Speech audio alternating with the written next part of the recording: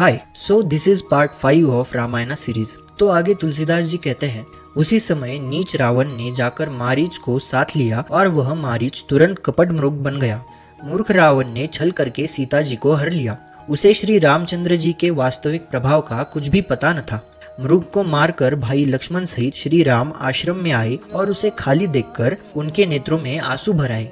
श्री रघुनाथ जी मनुष्यों की भांति विरह से व्याकुल है और दोनों भाई वन में सीता को खोजते हुए फिर रहे हैं। जिनके कभी कोई संयोग वियोग नहीं है, उनमें प्रत्यक्ष विरह का दुख देखा गया।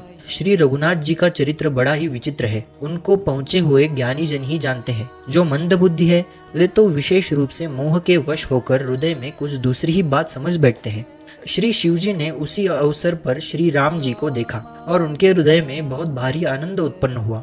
उन शोभा के समुद्र श्री रामचंद्र जी को शिवजी ने नेत्र भरकर देखा, परंतु अवसर ठीक न जानकर परिचय नहीं किया। जगत को पवित्र करने वाले सच्चिदानंद की जय हो, इस प्रकार कहकर कामदेव का नाश करने वाले श्री शिवजी चल पड़ी। कृपा निधान शिवजी बार बार आनंद से पुलकित होते हुए सती जी ने शंकर जी की वह दशा देखी तो उनके मन में बड़ा संदेह उत्पन्न हुआ। वे मन ही मन कहने लगी कि शंकर जी की सारा जगत वंदना करता है, वे जगत के ईश्वर है। देवता, मनुष्य, मुनि सब उनके प्रति सिर नवाते हैं। उन्होंने एक राजपुत्र को सच्चिदानंद परम धाम कहकर प्रणाम किया और उसकी शोभा देखकर वे इतने प्रेम मग्न हो गए कि अब तक उनके हृदय में प्रीति रोकने से भी नहीं रुकती। जो ब्रह्म सर्वव्यापक, माया रहित, अजन्मा, अगोचर, इच्छा रहित और भेद रहित है और जिसे वेद भी नहीं जानते, क्या वह देह धारण करके मनुष्य हो सकता है? देवताओं के हित के लिए मनुष्य शरीर धारण करने वाले जो विष्णु भगवान है, वे भी शिवजी की ही भांति सर्वज्ञ है। वे ज्ञान के भंडार, लक्ष्मीपति और असुरों के शत्रु भगवान विष्णु क्या अज्ञानी की तरह स्त्री को खोजेंगे? फिर शिवजी के वचन भी झूठ नहीं हो सकते। सब कोई जानते हैं कि शिवजी सर्वज्ञ है।